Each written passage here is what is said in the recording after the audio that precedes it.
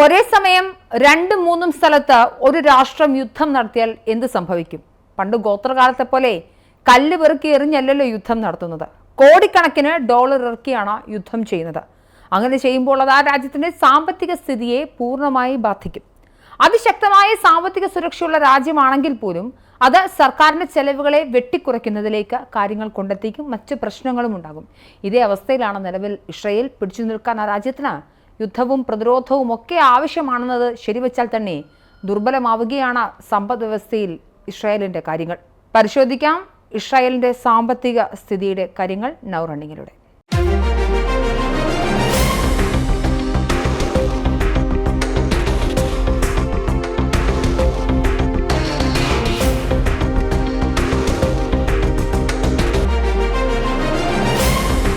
ഗസയിൽ ഹമാസിനെതിരെയും വെടിനിർത്തൽ നടപ്പിലാക്കിയെങ്കിലും ഇറാനുമായും മുൻപ് ലെബനനിൽ ഹിസ്ബുള്ളയ്ക്കെതിരെയും ഒക്കെയായി ഇസ്രായേൽ നടത്തിവരുന്ന യുദ്ധത്തിന്റെ ചെലവ് നിങ്ങൾ പ്രതീക്ഷിക്കുന്നതിലും അപ്പുറത്താണ്.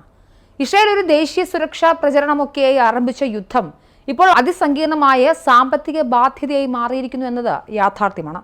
ഇത് ദീർഘകാല സാമ്പത്തിക സ്ഥിരതയെയും നിക്ഷേപകരുടെ ആത്മവിശ്വാസത്തെയും തകർക്കുമെന്ന് റിപ്പോർട്ടുകളുണ്ട്. 2023 ഒക്ടോബറിൽ ഹമാസ് നടത്തിയ ആക്രമണത്തിന് ശേഷം ഇസ്രായേൽ ഏതാണ്ട് തുടർച്ചയായ സൈനിക ഇടപെടലാണ് കഴിഞ്ഞ 2 വർഷമായി. അതേ ഘട്ടത്തിലാണ് ഇറാൻ എന്ന രാഷ്ട്രവുമായി ഇസ്രായേൽ യുദ്ധത്തിൽ ഏർപ്പെടുന്നത് ഈ ജൂൺ 13-ന്. ഇത് ഇസ്രായേലി പ്രതിരോധ സേനയെ മാസങ്ങളായി, അതായത് കഴിഞ്ഞ 2 വർഷങ്ങളായി ഏറ്റവും കുറഞ്ഞ പക്ഷം 2 മുന്നണികളായി പ്രവർത്തിക്കാൻ നിർബന്ധിതരാക്കി. ഇസ്രായേലിന്റെ ധനകാര്യ മന്ത്രാലയത്തിന്റെ കണക്കുകൾ പ്രകാരം യുദ്ധം ഇതുവരെ രാജ്യത്തിന് $20 ബില്യൺ നഷ്ടം വരുത്തിയിട്ടുണ്ട്. അടിയന്തര പ്രതിരോധ ബജറ്റുകൾ കുതിച്ചുയർന്നു. കമ്മിച്ചെലവിലൂടെയും കടം വാങ്ങുന്നതിലൂടെയും ധനസഹായം ഒക്കെ ലഭിക്കുന്നുണ്ട്. ഇസ്രായേലിന്റെ സാമ്പത്തിക അടിത്തറ ഇത് വല്ലാതെ ഇളക്കി മറിച്ചിട്ടുണ്ട്. അതിന്റെ പ്രത്യാഘാതങ്ങൾ ഇപ്പോൾ സിവിലിയൻ മേഖലകളിൽ അനുഭവപ്പെടുന്നുമുണ്ട്. ഗതാഗത പദ്ധതികൾ താൽക്കാലികമായി നിർത്തിവച്ചിരിക്കുന്നു. ആരോഗ്യ സംരക്ഷണ സബ്സിഡികൾ ചുരുങ്ങുന്നു. വിദ്യാഭ്യാസ ധനസഹായം താൽക്കാലികമായെങ്കിലും നിൽക്കുമെന്നൊക്കെയുള്ള റിപ്പോർട്ടുകൾ വരുന്നു. ഒരു കാലത്ത് മിഡിൽ ഈസ്റ്റേൺ വിപണികളിൽ പ്രതിരോധ ശേഷിയുള്ള വളരെ ശക്തമായ കറൻസിയായിരുന്നു ഇസ്രായേലി ഷെക്കൽ. US ഡോളറിനെതിരെ അത് ഗണ്യമായി ദുർബലമായി. നിക്ഷേപകരാണ് മറ്റൊരു വശത്ത്. ധാരാളമായി നിക്ഷേപകർ എത്തിയിരുന്ന ഭൂമികയായിരുന്നു ഇസ്രായേൽ. നിക്ഷേപകർ ഈ ജിയോപൊളിറ്റിക്സിൽ മാറി വരുന്ന പ്രശ്നങ്ങൾ, തുടർച്ചയായ യുദ്ധങ്ങൾ, ഇങ്ങനെ വരുന്ന ഘട്ടങ്ങളിൽ ഈ രാഷ്ട്രീയ അസ്ഥിരതയെക്കുറിച്ച് ആശങ്കാകുലരാകുന്നതിനാൽ വിദേശത്തു നിന്നും നേരിട്ടുള്ള നിക്ഷേപം ഗണ്യമായി കുറഞ്ഞു. പ്രത്യേകിച്ച് ടെക് മേഖലയിൽ, റിയൽ എസ്റ്റേറ്റിൽ, ഇൻഫ്രാസ്ട്രക്ചർ മേഖലയിലൊക്കെ ഇത് റിഫ്ലക്റ്റ് ചെയ്യുന്നുവെന്നും റിപ്പോർട്ടുകൾ വരുന്നുണ്ട്. ഇന്റൽ, ഗൂഗിൾ എന്നിവയുൾപ്പെടെ നിരവധി ബഹുരാഷ്ട്ര കമ്പനികൾ ഇസ്രായേലിലെ വിപുലീകരണ പദ്ധതികൾ നിലവിൽ താൽക്കാലികമായി ഒന്ന് സ്ലോ ഡൗൺ ചെയ്തിട്ടുണ്ട്, അത് മന്ദഗതിയിലാക്കിയിട്ടുണ്ട്. അതേസമയം ഒരു കാലത്ത് സമ്പദ് വ്യവസ്ഥയുടെ തൂണായിരുന്നു ടൂറിസം. യുദ്ധബാധിത പ്രദേശങ്ങളിൽ ഇതൊക്കെ തകർന്നു. അതിർത്തി പ്രദേശങ്ങളിൽ നിന്നും 2 ലക്ഷത്തിലധികം ഇസ്രായേലികളെ നിലവിൽ മാറ്റിപ്പാർപ്പിച്ചിരിക്കുകയാണ്. നമുക്കറിയാം, അതിർത്തികളിൽ സുരക്ഷിതമല്ല ഇസ്രായേൽ. അതുകൊണ്ട് തന്നെ ആയിരക്കണക്കിന് വീടുകൾ നശിപ്പിക്കപ്പെടുകയും കേടുപാടുകൾ സംഭവിക്കുകയും ചെയ്തിട്ടുണ്ട്. ദീർഘകാലമായി സാമ്പത്തിക പ്രത്യാഘാതങ്ങൾ ഉണ്ടാക്കുന്ന മറ്റൊരു കടുത്ത വെല്ലുവിളിയുണ്ട്. അതൊരു മാനുഷിക വെല്ലുവിളിയാണ്. അതായത് ഈ അതിർത്തിയിൽ നിന്നും ഒഴിവായി ഇപ്പോൾ ഹോട്ടലുകളിലോ റൂമുകളിലോ താൽക്കാലിക ഷെൽട്ടറുകളിലോ ഒക്കെ താൽക്കാലികമായി താമസിക്കുന്ന ആളുകളുടെ ഭക്ഷ്യസഹായം, അവർക്ക് വേണ്ടുന്ന ധനസഹായം ഒക്കെ ഇപ്പോൾ സർക്കാരിന്റെ ചുമതലയാണ്. അതും ഇസ്രായേൽ വഹിക്കുന്നുണ്ട്. ആയിരക്കണക്കിന് റിസർവ് സൈനികരുണ്ട് ഇസ്രായേലിന്. ഇവരെ സിവിലിയൻ ജോലികളിൽ നിന്ന്, പ്രത്യേകിച്ച് സാങ്കേതിക വിദ്യ, കൃഷി എന്നീ മേഖലകളിൽ നിന്നും പിൻവലിച്ചതും ഭാവിയിൽ എന്തായാലും പ്രശ്നങ്ങൾ ഉണ്ടാക്കും. ഒരു രാഷ്ട്രം അതിന്റെ ദേശീയ സുരക്ഷയ്ക്കായി പ്രവർത്തിക്കുന്നത് അനിവാര്യമാണെന്ന് ബെഞ്ചമിൻ നെതന്യാഹു, ഇസ്രായേലിന്റെ പ്രധാനമന്ത്രി, പ്രഖ്യാപിക്കുമ്പോഴും യുദ്ധം ഇങ്ങനെ തുടർന്നാൽ സാമ്പത്തിക ദുർബലത കാലക്രമേണ രാജ്യത്തെ പിടിച്ചുലയ്ക്കുമെന്ന കാര്യത്തിൽ യാതൊരു സംശയം വേണ്ട. സംഘർഷം തുടർന്നാൽ 2025 അവസാനത്തോടെ ഇസ്രായേൽ ഏറ്റവും മോശമായ പ്രതിസന്ധി നേരിടേണ്ടി വരുമെന്ന് സാമ്പത്തിക വിദഗ്ധർ മുന്നറിയിപ്പ് നൽകുന്നുണ്ട്.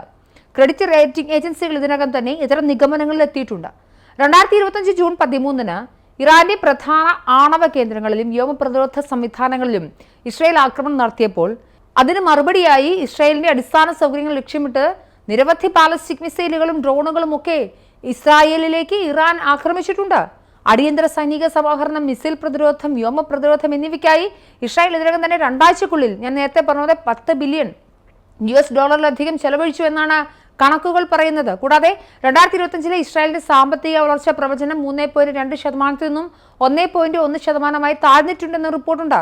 കരയാക്രമണമൊക്കെ ഇസ്രായേൽ നിലവിൽ ഗസയിലേക്ക് മാത്രമാണ്, ലെബനനിലേക്ക് മാത്രമാണ് നടക്കുന്നതെങ്കിലും ഡിമോന, ഹൈഫ, മധ്യ ഇസ്രായേൽ എന്നിവയ്ക്ക് സമീപമുള്ള പ്രദേശങ്ങളിൽ ഒന്നിലധികം ഇറാനിയൻ മിസൈലുകൾ ആക്രമണമൊക്കെ വലിയ നാശനഷ്ടങ്ങൾ വരുത്തിയിട്ടുണ്ട്.